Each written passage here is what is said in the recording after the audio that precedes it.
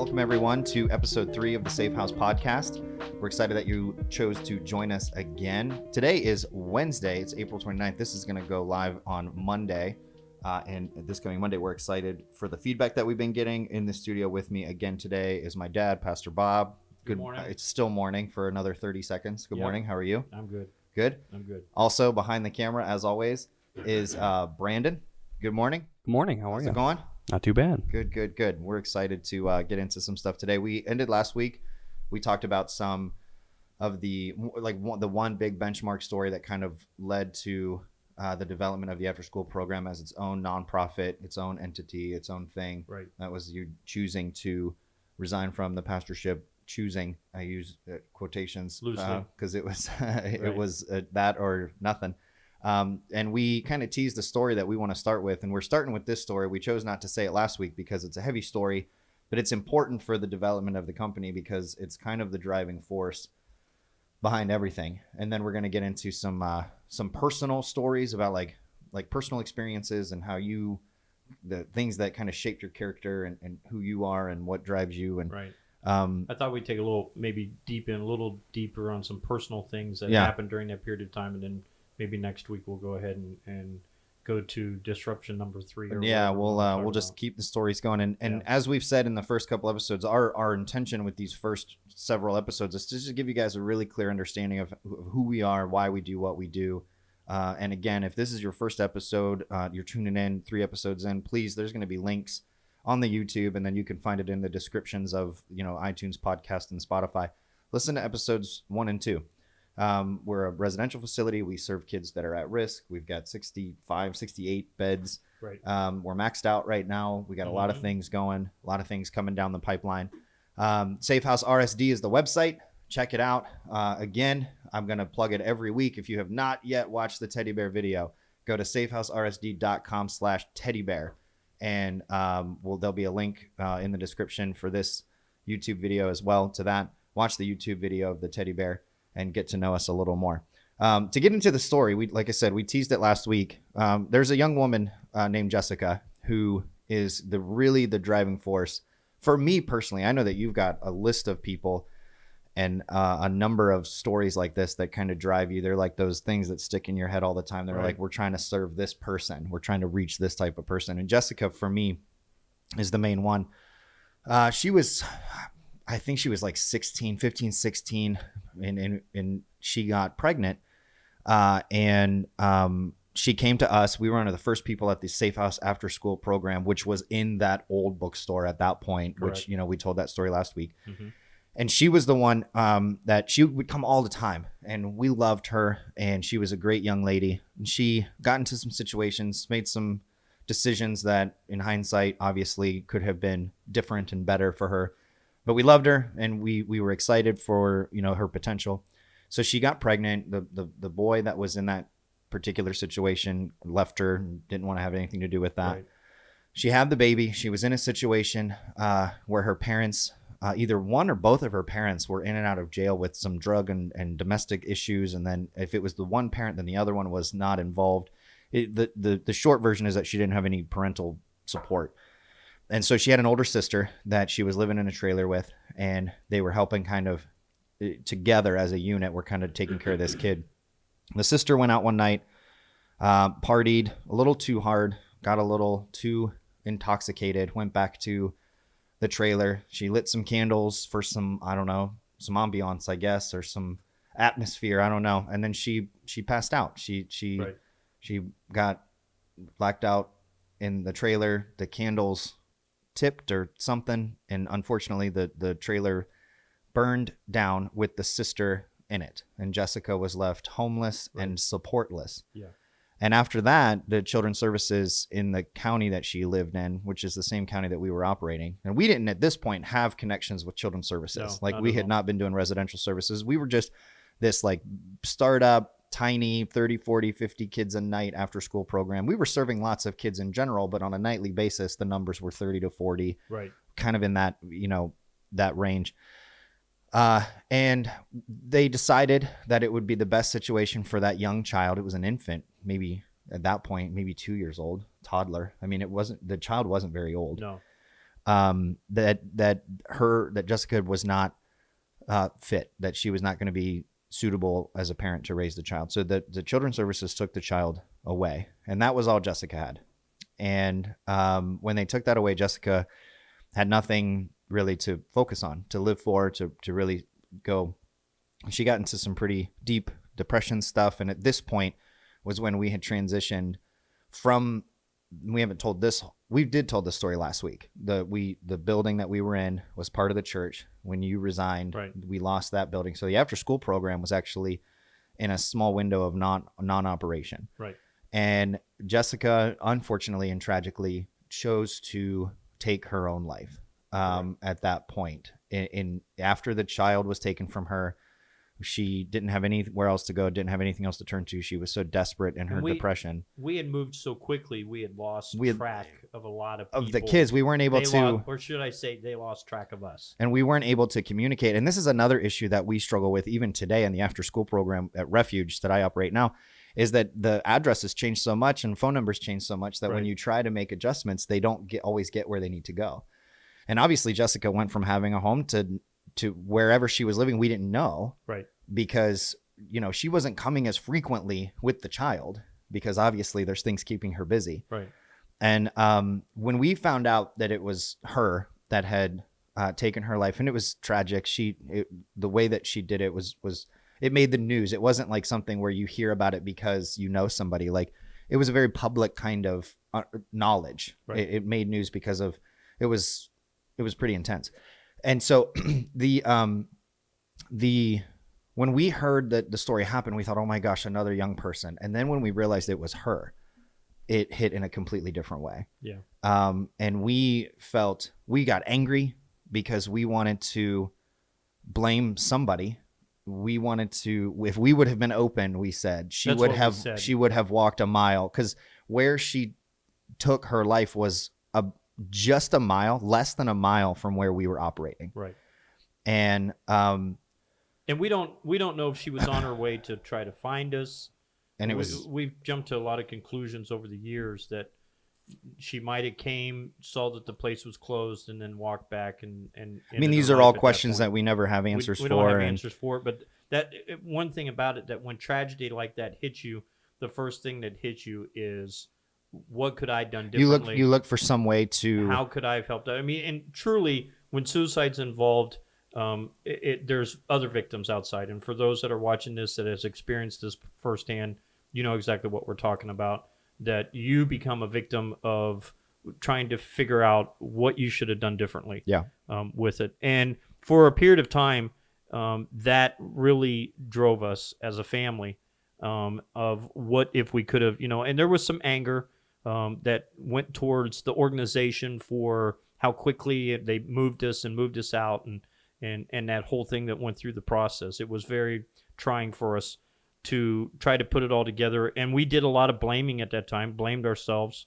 and the end result is the fact that it's a sad story. Yeah, and I mean, I was particularly angry because we had mentioned Russ last week, and he was the youth pastor, and he was the one that was the youth pastor when she first got involved. Right. And he had moved on to other things when this happened. Yes. And then he had come back to visit to kind of see how things had developed or whatever. And then when he heard that story, it hit him all, and which hit me and you all fresh again. Right. And we went around and we were looking for who's going to be held responsible for this, you know, because we tell ourselves if we would have been open, she would have come. We don't know that. We don't know if she tried to come, but she knew where we were. Right. And then for a period of time, we weren't there. And then this happened. Right. And so what I do now, even to this day, is I serve the Jessicas of the world. When I get up in the morning, or when things are difficult, or when things are running into a situation where it seems overwhelming, I think about Jessica.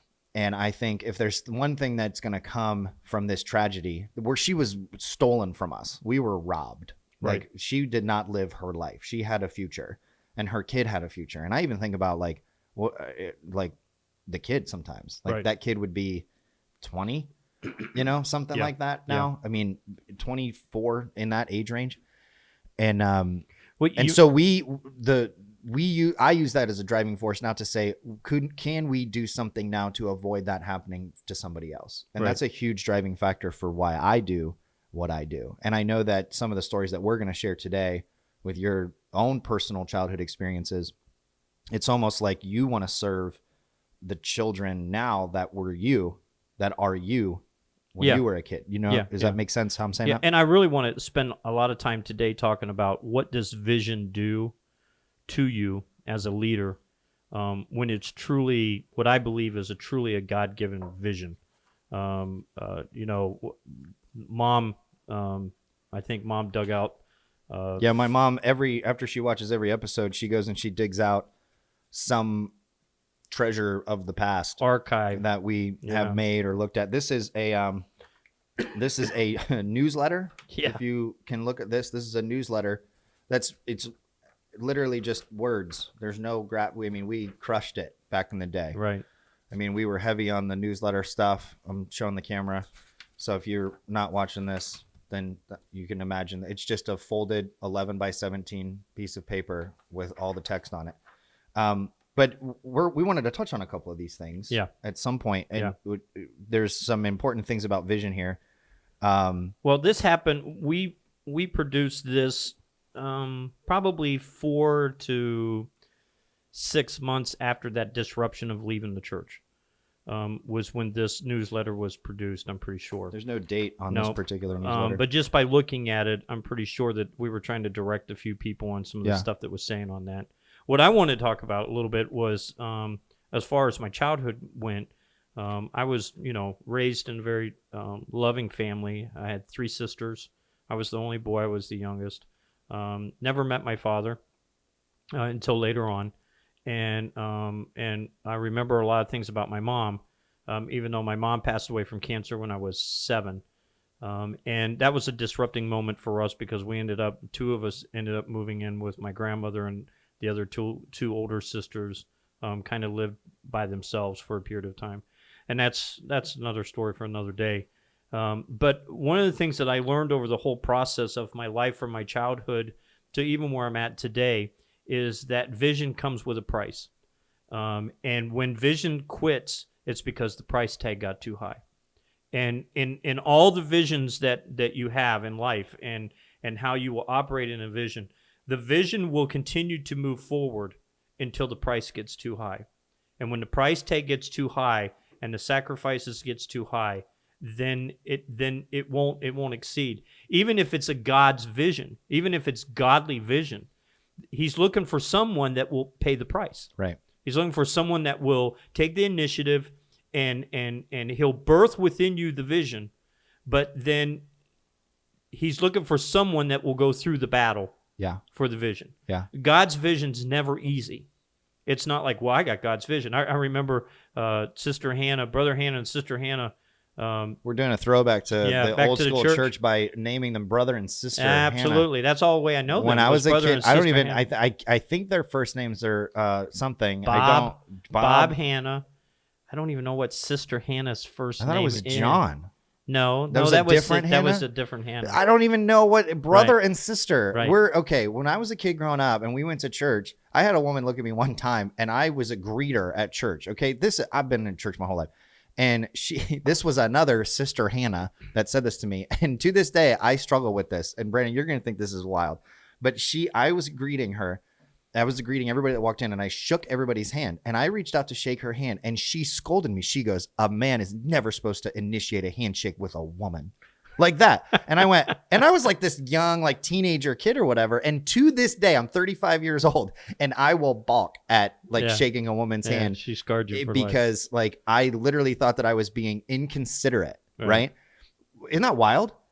Because now it would be considered rude not to. Yeah, now you know what I mean? Considered almost sexist for not shaking a woman's hand. And this one, she was just. Let's don't go there. We're talking about old school. But now church. in the COVID-19 world you can't that we shake live in, hands you don't. At all. You look at someone to shake your hand and they think you're going to kill them. You're trying to infect them. So what'd she expect you to do? Just not, I don't know. touch her Just at all? stand there and say welcome. I don't know what she expected, Yeah. but I thought I was being polite by. So anyway, the reason that's a tangent, but the point of the story is that we are talking about people who are old school, very very specific mindset. So we're talking about we're talking about a different brother Bob Hanna, Bob Hanna. Right.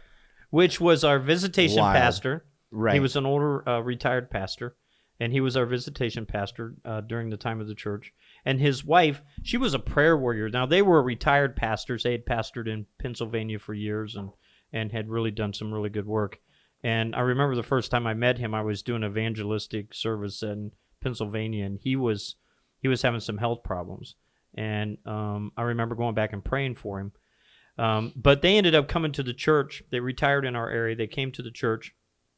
And I remember casting the vision for Safehouse and the after-school program one Sunday at church. And I remember Sister Hannah, she was a real short little lady. And she came up to me, and, of course, I looked down at her, and she grabbed my hand, and I shook her hand, and she said, "I'm going to pray for you." And I said, "Well, thank you, Sister Hannah." I was just so happy, thank you. And she then jerked me down to her and face. got very serious. I remember you telling me this story. Dead serious. Yeah. And she goes, "With a vision like that, you're going to need all the prayers you can get." She had no idea. It just put the fear of God in me.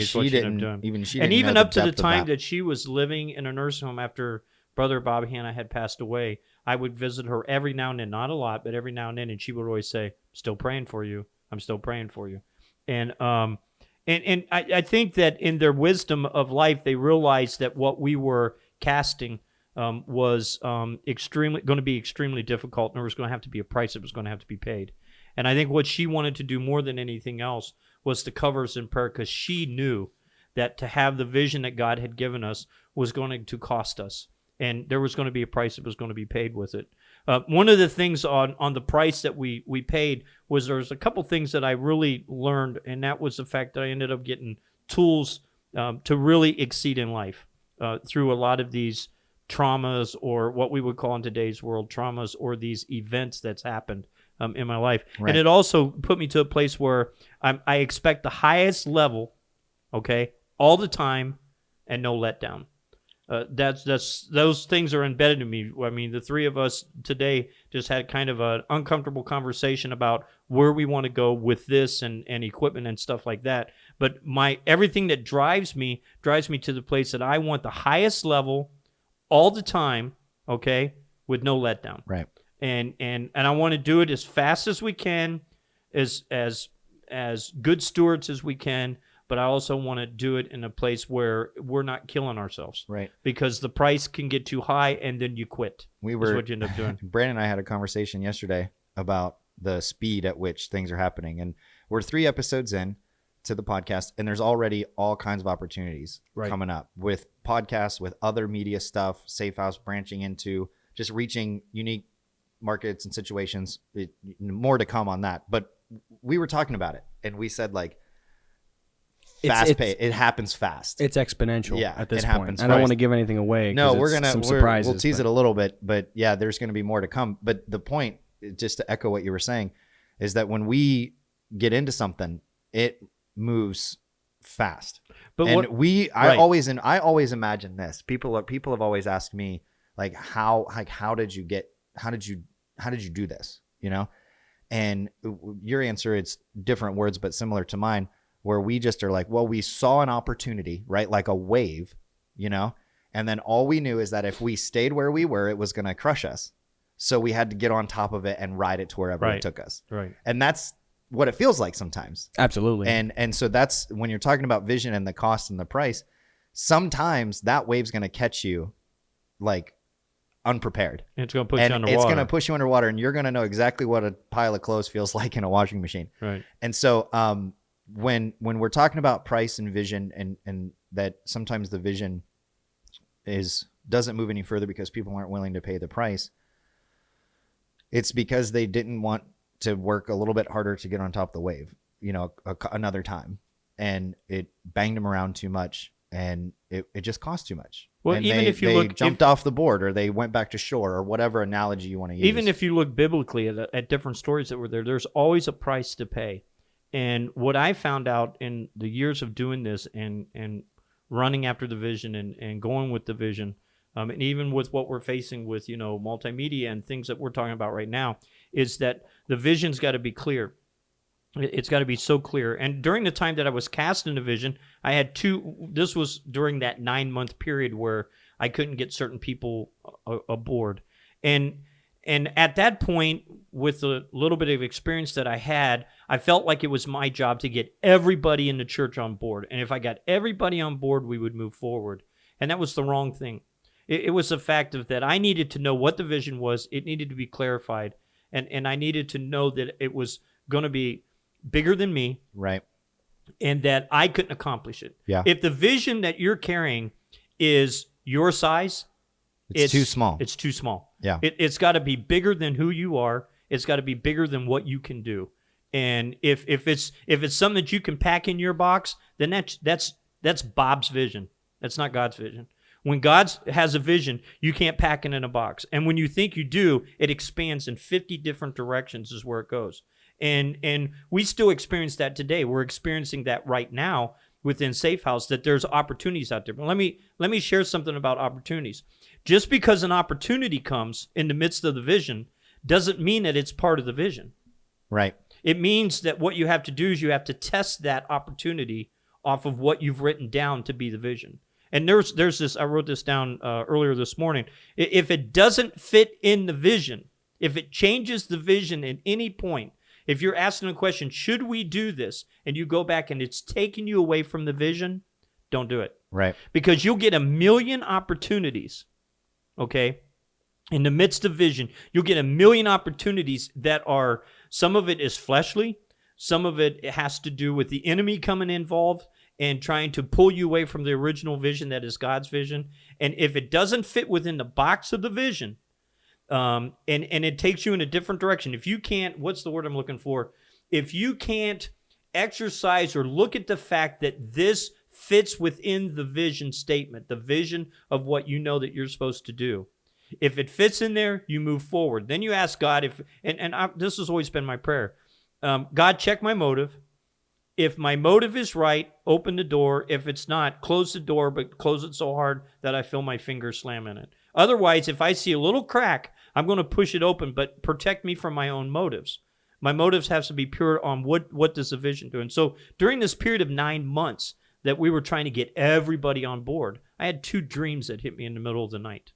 And one of the dreams was I had bought a new car, and we were driving it, and every time it was just me in the car. And every time that we would get to the bottom of a hill, it would work going downhill great. But anytime I'd be able to go uphill, it would stall, slow down. I'd have to get out. I'd have to push it up the hill, then I'd slide back down. Mm-hmm. So in the middle of this dream, each of the bottom of the areas, there was these different people in the church organization, and I won't name them, but there were different people in the church organization that was at the bottom of the hill, and they would get in the car with me. They would get in the car with me, and then I'd start to go up the hill, and when I'd start to go up the hill and it would slide down, they would say, "Oh, you got a bad deal here." And they would tell me about all the bad stuff that happened with the car instead of helping me. Instead of getting out and helping you push it up. Now, the thing behind it was, in the middle of the dream somewhere, Courtney was in danger, and I was trying to get to her. And every time I'd almost reach her to get her, and I don't understand the details of what danger she was in. And again, if you haven't listened, Courtney is my sister. Right. So she's family. Family. And every time I get ready to reach her, I'd reach a hill, and I'd have to get out and push the vehicle. But each of the valley, there would be different groups. There'd be 3 or 4 different families that would get in, and they wouldn't help me push the car up to the hill to reach her. They would only complain about what's wrong with the vehicle. Right.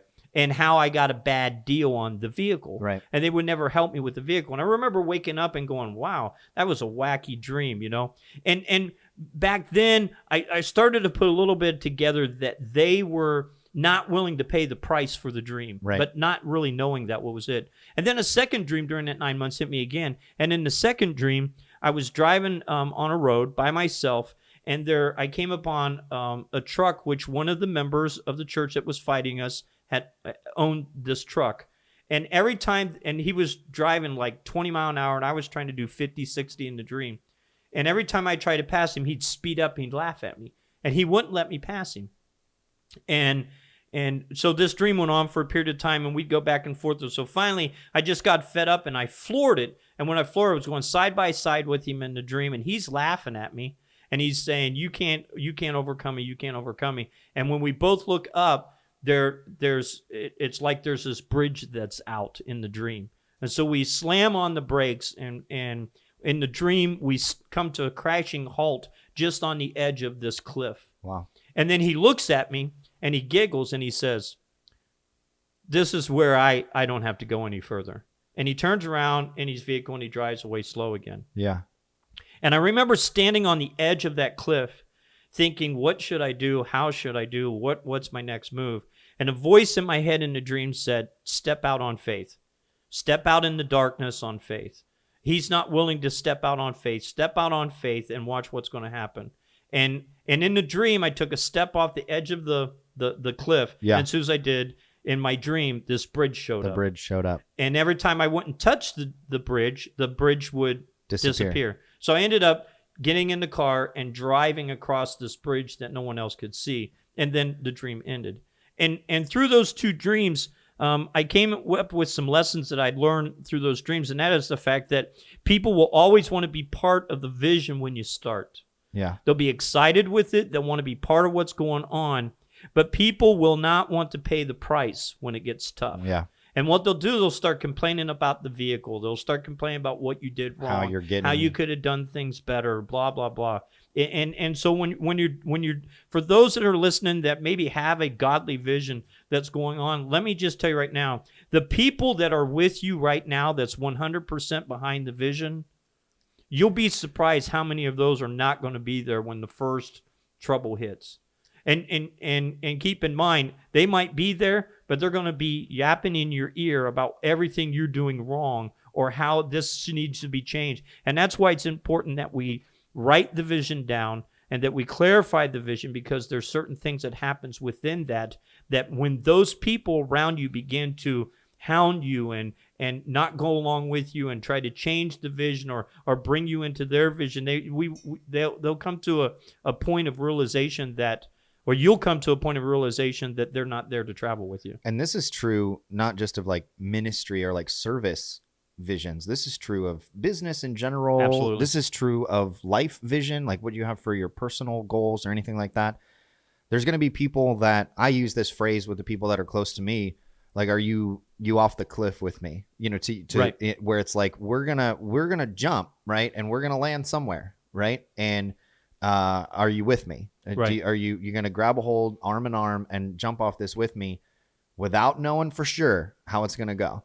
And I've got, I got my wife, and I've got some really, really, really close personal friends that are the off the cliff friends, right. And they've been with me through all of the struggles and all the stuff, and vice versa too. And right. It's interesting because that's another thing about vision that I think, and we don't have to touch on it now, but it's an important part of vision, is that if your vision only serves you, then there's major components missing. Correct. Because your vision for your life or your business or ministry or whatever it is that you're doing has the potential and should, in fact, impact others, even if they're not the direct recipient of what your vision is offering. Correct. It just makes people better. Good vision makes the people around it better, right. Even if they're not directly affected by. We're a residential company. We want to impact people who have no need for residential services. And even if that's just how well we do what we do, it inspires people. And that's right. Where that vision is deeper than just serving what we want to do. Right. Right. In this newsletter that Mom had dug out, I thought there was some neat stuff that brought back some memories for me.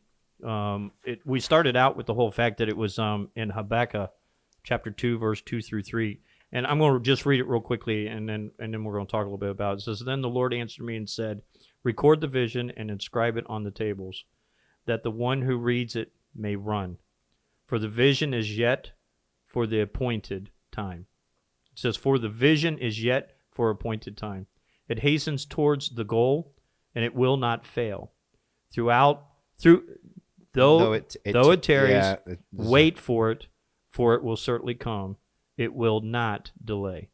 And, that, throughout our course of life, there's been different scriptures that have meant a lot to me. But on this particular time, I really began to dig into this and say, okay, there's some good stuff here when it's talking about the vision and how to look at vision and godly vision and visions that's given from God. And again, what you're saying, it doesn't have to be a multi-million-dollar vision. It could be a vision of going out and helping your neighbor. But it could be the vision of, today I'm going to go plant a seed into someone that is in the grocery store, or I'm going to, there for periods of time, Mom and me would develop different things that was fun, was just called mystery money. And what we would do, we'd set a little bit of money back. It might be $10, it might be $50, it might be $100. And we would designate that money that we were going to give it to someone that didn't know where it came from. And so vision doesn't have to be Safehouse Ministries vision, right, or those are big visions. But God wants to work in daily lives of visions. Inside the big vision of Safehouse, there's all these little visions. Yeah. The vision of the camp that we did for years, the vision of the equipping that we did for other pastors and Sunday churches. Sunday morning stuff. Yeah. And so there's different pieces and parts in the vision that drives the vision forward. And what I said at the beginning of it is that if it doesn't fit in the main point of the vision, I'm not saying don't do it. Just be careful that it doesn't change the vision. Yeah. The visions never change. I think you gave me a piece of paper or blueprint or something that we had drawn up at years ago when we finished the campus. And you said, I remember, tell that story a little bit about, I think we were in the basement of the house. It was the basement of and again, referring back to a previous episode, it was the basement of the house that I think that group of investors found, or was it the house before that? No, it was right when we moved into So it was right when we moved into the house that you're in now. Right. I was in the basement, and I was working on plans for the after-school program. And you came down and you said, I have an idea. I've been mulling this over. And all of these stories intertwine, and, that we're trying to paint a clear picture over these first few episodes. And you said, if we were to develop a housing unit, and I can't remember exactly the term that you used, but it was like, if we were to get a group home, I think is the word that you used. And there's organizations that are willing to pay for kids to stay in these houses and get some help. And then we can use that money to fund the after school program. Because at that point, I was down in there working on trying to figure out ways to develop a program that was so impactful in the community that people would be super eager to give to it. Because we're a nonprofit, it's donations only, we're cash based, we don't have like money making money, we don't have income streams, we don't have all of these things that we're not selling a product. We're giving everything away for free because the people we're serving can't afford much of it anyway. Right. And why would we want to charge them? They're kids, and we're trying to serve the family. So anyway, you came down and you said, I have this idea. If we were to get a couple houses that could get 4 kids each, now keep in mind, was the terminology. There's a backstory behind this, which we started this podcast out with. And it was the fact that I had done some research and came to the conclusion that I felt the system was broke. For Jessica's. For those that, like the ones that. Right.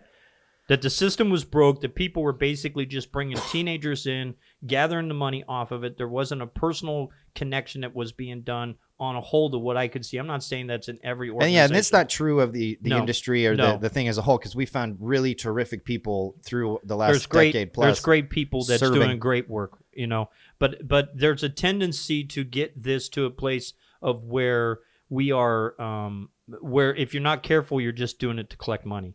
And the more kids you have, the more money you make. And then if you take the money and you shove it around and you can become fairly successful financially. And that's still true for a lot of people taking advantage of it. But we wanted to, you had started to mull over the idea of like, how can we do it right or make an impact that would shift the culture of this particular arm of the industry. Right. And the neat thing about the vision was the vision never stopped, even though we changed what's the word I'm looking for? We changed the position on how to reach youth. Well, because the vision at this point was we wanted to provide a safe environment for young people to hear the gospel of Jesus Christ. Right. Like that was and it was church-based, it was faith-based, it was youth group-based, but it was not about growing a church. It was about simply providing a safe space for kids. Right. It was about changing lives for eternity, which is the vision of Safehouse. Correct. Now, that's the vision statement. And ironically enough, the vision of and I'm rocking some Refuge gear today.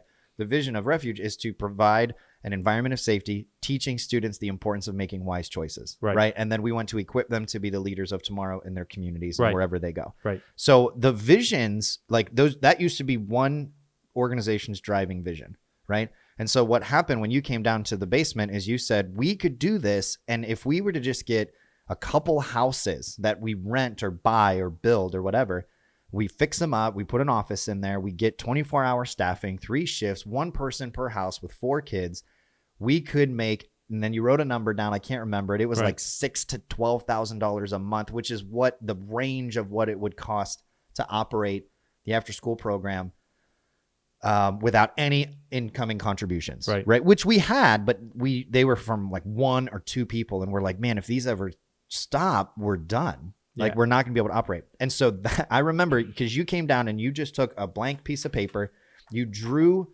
like a diagram of it, and then you said, so this is what I'm going to be working on. Keep working on the after school program. And the after school program was being run out of a church right now on the other side of Youngstown. We did not own the Refuge building at the time. Right. And actually, I think Brandon, ironically enough, it's the same church that does your mom attend that church now? It's the First Christian Assembly. Yes, was sir. The name of the church that we were in at that point. And we had signed like a 1-year, like almost like a lease agreement to just use the foyer and 2 rooms, and then we had access to the kitchen to serve meals. And that was it. That we were able to use a gymnasium that they had for a specific period of time, but they also had a daycare, like a daycare center, which I think is still in there. And so we were partnering with 2 different organizations operating there. And ironically enough, the pastor of the church at the time works at Safehouse now. Right. That's how we met him. Yep. And so we still had the same like income through donations. This was months right after we had resigned as the pastor. The family resigned from the pastorship, and we were out of the building. Do you remember exactly how long we were closed for daily operations between when we left there and when we started? It wasn't 4 to 6 weeks, I think. It wasn't super long. In my recollection, I feel like it was forever. Because we were just waiting. But here's the thing about it. We went into that building with trailers. Oh my goodness, I'm having like floods of memories. And we were like loading up these huge. This was before flat screen, lightweight, mountable TVs were a thing. We had these huge, big, like 40-plus inch TVs, which isn't big by today's standards, but they were those big box TVs. And the all Xboxes and video games and pool tables and everything that had to get moved. The neat thing about that from the first building to this particular location was we didn't get a lot of kids from the old neighborhood, but man, we got a lot of new kids from that new neighborhood. At 3 o'clock, you could drive through that neighborhood, and all the doors would open like you're at a horse race, and they opened up the gates, and the horses are running, and all these kids would come from nowhere. And a lot of those kids followed from that. When we did get the building, a lot of the kids that were at that one followed and then the kids from the first one, it was closer, they came back. Probably so we were able to connect. Probably next week we need to talk about Refuge building and how that all came about during this period of time. Yeah, that's a wild story. Just hang on a little bit. But let me get back to vision for just a minute. Yeah, because where we had left off before we went off on the tangent was that you brought down that piece of paper and you had written down what the thing was. And the idea simply was to do this, what has become the residential service division. We didn't call it that. We didn't have any intention of it being its own thing at all. And the sole purpose of it, not the sole purpose, but one of the benefits of doing it would be that it would fund the original vision, right? Of the after school program. Correct. But it fit into the vision of changing lives for eternity, of providing a safe place. It was just it looked different. It was being expanded. It was being expanded is what it was being done. And we had no idea that it would become what it is today. So continue. So when we look back at this passage of scripture, basically the Lord was telling Habakkuk to record the vision. Write it down. Okay. And if we'll look at, I'm just going to read a little bit of my notes that I got here. It said, if we look at the book of Nehemiah, we will see that he knew what the city should look like with the walls and the gates restored in the way that they were. Now, Nehemiah's a different story, but he ended up getting a vision, and he actually saw the city in ruins and really wanted it to be the way it was originally. And you can read that story on your own. But it was the vision that drove him to do the things that he knew needed to be done. Now, what drove me in this vision was I kept looking at what needed to be done. And so when I'm looking at the vision, and when you're looking at, and there's some people out there today that's watching this, and you've got a vision and you're not sure where it's going to go, but you know that it needs to be done. Yeah. That's a good sign. That's a good sign. And what you need to do is you need to write down what needs to be done. Right. And you need to do it now before things begins to get difficult and tries to change it. And so Nehemiah, he said, in this in mind, it wasn't the question of should it be done. It was a belief that it had to be done no matter what. Right. And so when you're looking at the vision, the godly vision that's coming to you, and you record it, the passion behind it, and I'm going to talk a little bit about passion, but the passion behind it is, if I don't do it, it's not going to get done. And that's where you kind of become an island to yourself. And now God will surround you with people, and there will be people that will surround you with the vision, but you'll become an island to yourself, because when you get up in the morning, that's what's going to drive you, is what it is. Now, the second thing for part of the vision that we get off of this passage of Scripture was that the vision, he says that the vision is yet for appointed time. And if, back then when we cast the vision in the basement, and we, even before when we did the T4C, God saw through the years of what he was going to be doing, even though it wasn't clear to us. We had no idea. No, but the end result is that when you started with the T4C, the Changing Lives for Eternity, and the reason why we did it is because someone had to do it, and if we didn't do it, no one else was going to do it. And that's, I think that was one of the things that caused us to move in that direction, is because we saw the need and we wanted to meet the need. Joe Martin made a comment on my Facebook page this last week, and he said that he's lived by that statement for years. And find Joe, the need, meet the need. Find the need, meet the need. But Joe was one of the teenagers. He's my nephew, and he came and lived with us for a summer. And so I think he got a little bit of taste of what was going in there. But the vision, the second part. I got a side story of that real quick. Okay. Can I tell you? It has nothing to do with vision. It's completely selfish. But he's a little older than me, and I had a crush on this girl, and he came and lived with us for a summer, and she got a crush on him, and I was mad.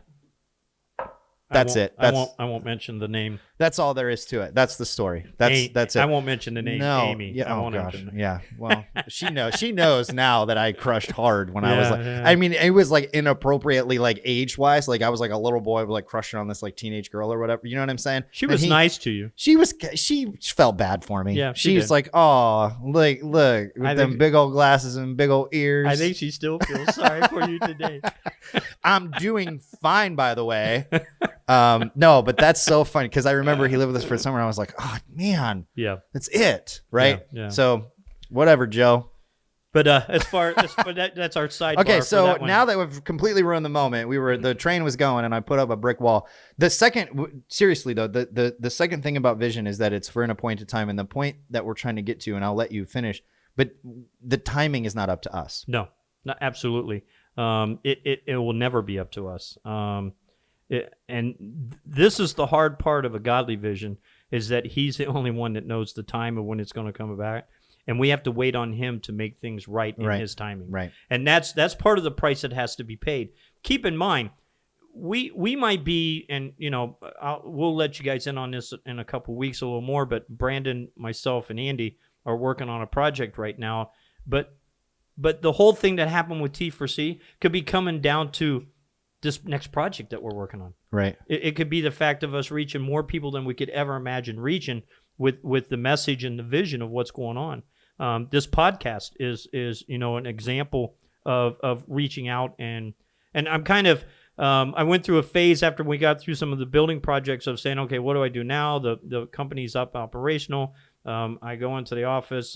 They'll come if there's major problems. They'll come and talk to me about it. But basically, the vision and the organization runs a lot without me. And so I'm kind of been looking. Okay, what's my niche? What's the next door that's going to open in the vision that I'm supposed to walk through? To which everyone in the company was like, "Please, no more buildings." Right. Exactly. Don't building. Well, now they're so sick of me and tired of walking in our office and say, is there anything I can do to help you? Like, they're like, build a building. Go build a building. Jeez, yeah, get out of my office. And so it drives them crazy.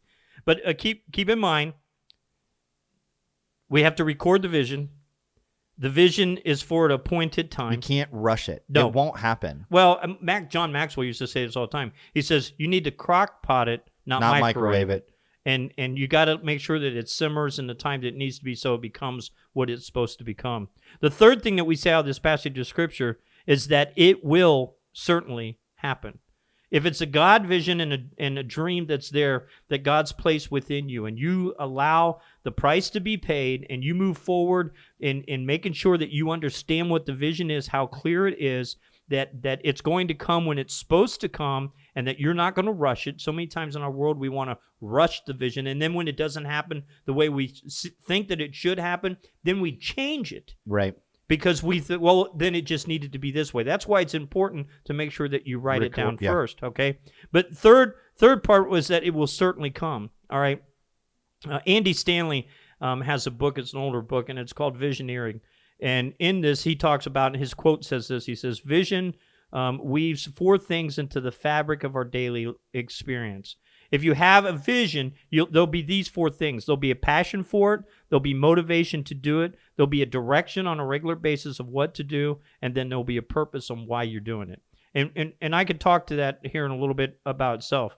But again, I want to come back to this point. I'm trying to reemphasize this time and time again because there's a lot of people with a lot of vision. Some of my friends that are fishing friends of mine, and I don't know if you've got a religious background or if you go to church or if you don't go to church, but I watch a lot of these guys that are developing their own baits and their own, little company, and they're wanting to do this and they're wanting to do that and they're wanting to expand and stuff like that. And I watched them in their part of their vision of what they're doing. This principle will work for them also. Oh, yeah.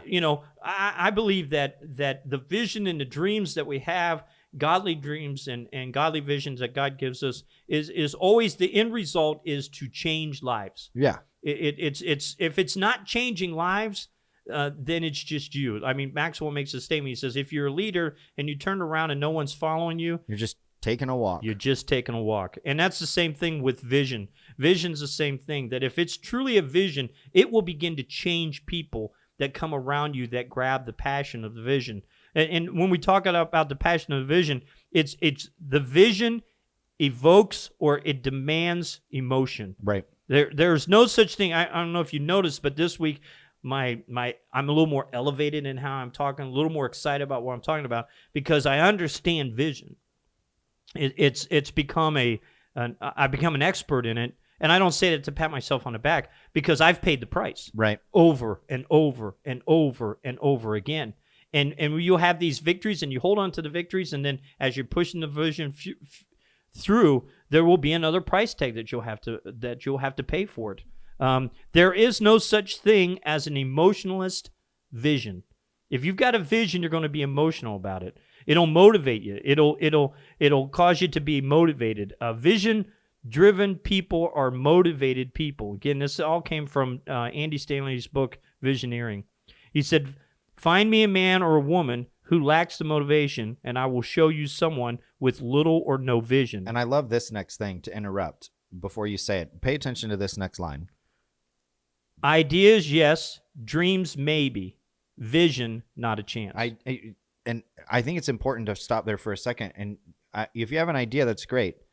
If you have dreams about something, awesome. Right. The thing that turns that from an idea or a dream to action is vision. Correct. Is the idea that you take the idea, you take the dream, you put it together with this passion, with this motivation, with this direction, and that becomes its own, like it's no longer something in your brain or in your heart. It's its own individual, living, like breathing thing that's vision, like a child that now you have to nurture it. Well, right? I think a vision's always birthed, and now we'd like, well, I got a vision that's been birthed inside me. You have to understand something. Before you give a baby out into the world, there's pains. Right. A mother's going to go through pain. Well, and to birth that child, and then to nurture that child to become an adult. And vision works a lot like that. So if we look at this whole statement and put it all together, it goes like this. It says motivation. Vision-driven people are motivated people. Find me a man or woman who lacks motivation, and I will show you someone with little or no vision. Ideas, yes. Dreams, maybe. But vision, not a chance. The vision has to be the motivation on why you get up in the morning. And then off of that, he talks about direction. So you got passion, motivation, and now you have direction. And it says vision is a set of directions for our lives. It's basically a roadmap. Every morning you get up and you look at it and you try to, okay, how do I fit into this vision? What do I do today that's going to, and it's not like you purposely set up and say, okay, I'm going to concentrate on the vision today.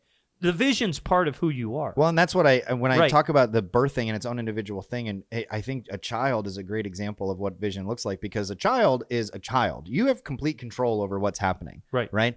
But you kind of don't, because like you don't have control over your schedule, right? You're on the child's schedule.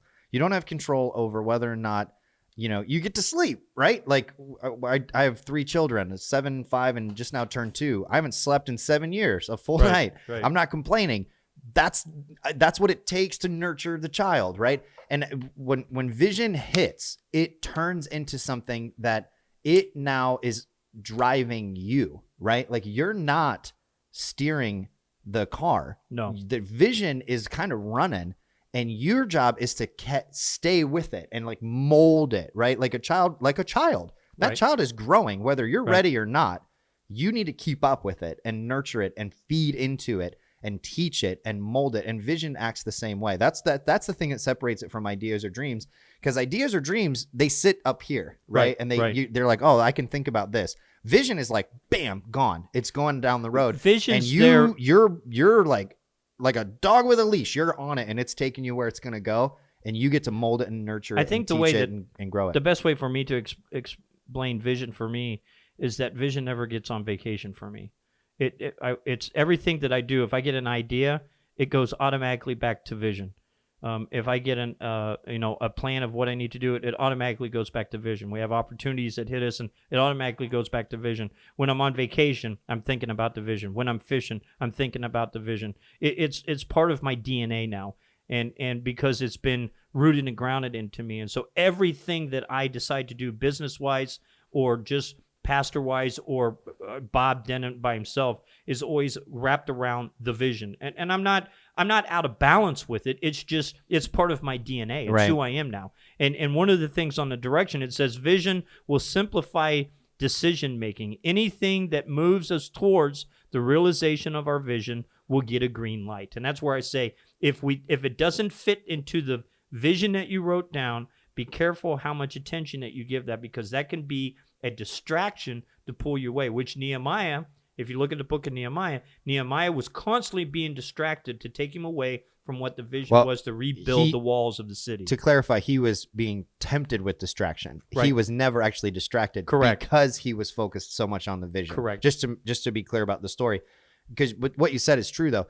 All kinds of distractions are my favorite line, and we'll get into this in another episode, I'm sure, because vision drives both of us. Right. But he had a line in the text of the Bible. If you read the story of Nehemiah, they would come to him with legitimate problems, and his response would be like, he'd be on the wall helping build the wall to cover the city that was his like heritage, his home, like town, right? And he would say, I'm doing a great work. I cannot come down. Right. And so he was so focused on the singular vision of rebuilding the walls of the city to protect it from any onslaught or any enemy, that was the only thing he focused on. And the stuff that they were coming to him with was not small things. They were not insignificant, but he was so focused and so driven that the direction that he was going, it was easy for him to say no to those things that could have been potential distractions, because the direction was so clear, because the vision was so big. Right. But keep in mind, most of the distractions was enemies to the vision that happened. And then we get down to the last thing of passion, motivation, direction was purpose. And I just highlighted the whole statement of what Andy Stanley said. And again, this was years ago that we wrote this, but it said, vision translate into purpose. A vision gives you a reason to get up in the morning. If you don't show up, something important won't be accomplished. Suddenly you matter. And here's where we come back to the Jessica story. You matter a lot. Without you, What could be, what should be, won't be. The vision makes you an important link between current reality and the future. The dynamic gives you life purpose, and purpose carries with the momentum to move you through the barriers that would otherwise slow you down and trip you up. And it comes down to the price that's paid again, okay? What drives you and what drives us as a vision will motivate us, but you have to be careful of the distractions that's out there. That's why it's important to write it down and understand that there's a price that's got to be paid to accomplish the dream and the vision to move forward.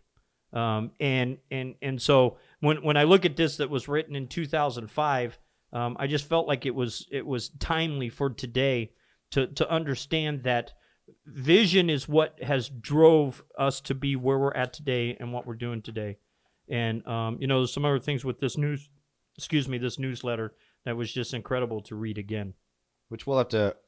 There's a whole article written in here by Courtney, and we're gonna bring her in a couple weeks, I think, into the studio and at least have a segment of the podcast with her, right, to get her perspective of some of the stuff that we've talked about, because we've been able to share ours, and I doubt I'll ever get my mom in here to sit down in front of a camera and a microphone. But no. Courtney, she was probably, 2005.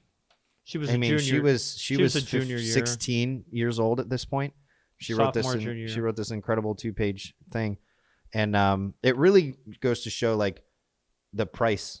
This probably captures the price that we paid as a family better than any story that we've told, because you kind of signed up for this, right?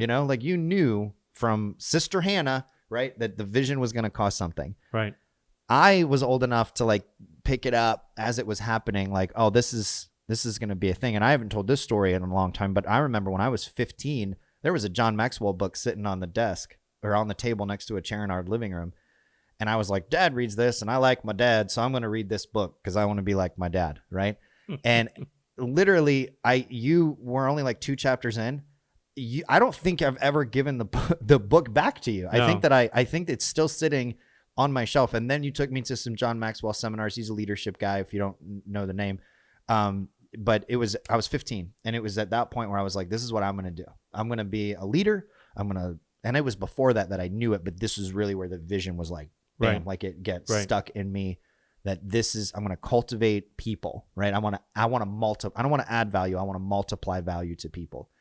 And so I was able to kind of navigate it. But Courtney's story, which we'll talk about in the future, is really kind of a microcosm of what the family went through during this transition process. And the thing that got us through was vision. Right. There's just nothing else to it. God and the support that we had with the people that bought into the vision. Sure. But it was the passion and the motivation and the direction and the purpose that came with this vision that made it, when everything else was falling apart, we woke up with those things: passion, motivation, direction, right. Purpose. And going back to, why we do the podcast for right now, one of the things that's driving us is that between you and I, we have a bunch of these stories that's in our head that if we would try to put it on paper, it would take forever and would just take volumes and volumes and volumes of paper to get it out. And so I appreciate the time to be able to sit here and share a little bit of what's in my head of what we've been through. I know there's a lot of people that are watching this. We're getting more views than I guess what we thought we would get to start off with. And let me just speak to a couple people that's out there that I know that you're in the beginning parts of vision, or you're in the beginning parts of maybe paying a price. I wouldn't trade this for anything in life. Even though reading that story of what my daughter went through and the pain and suffering that she went through quietly, I wouldn't exchange it for nothing, because I realized that there's lives that's been changed beyond Bob Denon. There's lives that's been changed beyond the Denon family that we'll never, ever know that's there, because we've been chasing and following and trying to accomplish the dream and the vision. I do realize that over time, it doesn't change. The direction doesn't change. The vision doesn't change. But the mechanism on how to accomplish it will make some adjustments. You'll make adjustments to try to get it out into a bigger volume of what it is. And I believe these podcasts is part of the moving forward on whatever the future is going to be to make sure that we communicate with people. Right. Because you might be out there today listening to this, and I've had some people reach out to me that I have not talked to since we were pastors at the church. Yeah. And have said that they believe that they've got a gift that God's given them, and they're not sure exactly what to do with it. And I'm trying to maneuver my way on how to answer it and things like that. But there's more people reaching at this than what we ever could imagine. If you have a dream, if you have a vision, if you really have a God vision that God's given you, write it down. Start reading it daily on a daily basis. And talk about it. And talk. Talk about it. Tell people about it. Yeah. Like, even if they didn't ask, tell people. Because there's something that happens where, and we don't need to get too deep into this for time's sake, but there's something about where when you talk about it, it almost is like seeds or like prayers or hope. You're putting something out there, right? That is gonna grow. I mean, it's gonna come back. It's like a boomerang. You put it out there, it's gonna come back. And if you just write it down, or don't, please at least write it down. But talk about it. And I want to share this too. And we're gonna come back to this again. But we have ways that we want to connect with everybody, right? Whether it be the social media, Instagram, Facebook, Twitter, SafehouseRSD.com. If you want to share it, we want to hear it. Right? Like, you don't have to. It's not our business. It's not something that you have to. That doesn't mean it's not going to work. But if you need to share it, right? We want to hear it. Right. So we're going to open up that opportunity. That's kind of like at the end of every episode, which we're not quite ready to wrap up just yet. But at the end of every episode, we want to challenge people to do something to engage. That's what it's going to be this week, is to write down the vision. If you don't have one for a business or a venture or an idea, then write it down for your personal life. Right. If you're single and you want to be married, that's a vision. Write it down. If you are married and you want to have kids, write it down. Like, because it gives clarity, it gives passion, it gives motivation, it gives direction, and it gives purpose. Don't just float. Like, be on purpose. Get vision for your life. That is the key for this topic of conversation right now. Right. Anything else? No. I'm pretty good. How you doing, Brandon? Sorry, I had to unmute my mic. I'm doing pretty well. I threw it out there without him being ready to answer. We are thrilled with like the feedback that we've been getting. It took us a little bit to get this like approved. Like, there's a submission process, and it took us almost a full week to get this approved to get on iTunes and Spotify.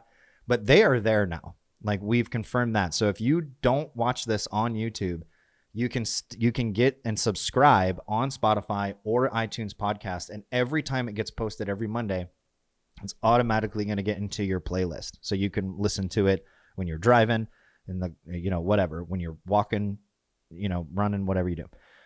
I don't run at all unless I'm chasing my dog. It's not for me, but I walk, so that's when I listen to podcasts. Slow and steady. Yeah. If you're watching it, push your share button. Yeah, share it with us. Share it with people. And then subscribe to the YouTube, because the more subscribes we get, the more like creativity we can do with the actual YouTube channel. And so we would love to get you to subscribe. This is not, I want everybody to understand that this is not about money. This is not about notoriety. This is about getting our experiences in life out, so it will touch people and they'll listen to it and it'll change their life, or it will motivate them to take whatever they feel that they need to be doing and moving forward. With that, we're going to wrap up. Yep. Call it a day. Again, thank you so much for joining us. Thanks again. I've heard these stories thousands of times, and I never get tired of them. And it's funny too, because these stories are kind of cyclical, because I've experienced very similar things with different people in different situations. It's not unique. But the story's the same. It's struggle. It's a birth of a vision. It's seeing vision come to reality, and then it starts over, right? It's not unique to an individual. It's unique to vision. And don't quit. Like, you matter, right? You don't matter because of the vision that you have. You matter with or without it. But because you matter, your vision matters. So don't stop. Don't stop. So with that, thanks so much. Click click share, subscribe. Find us at safehousersd.com. Safehouse RSD is what you're going to search for if you're looking on Twitter, Instagram, and Facebook. Or you can give on my Facebook our personal Facebook, Bob Denon, Andy Denon. We'd love to connect with you guys. And that's it. That's episode 3. It's a lock. It's in the books. Okay. We'll see you next week. See ya. Thanks so much. Bye.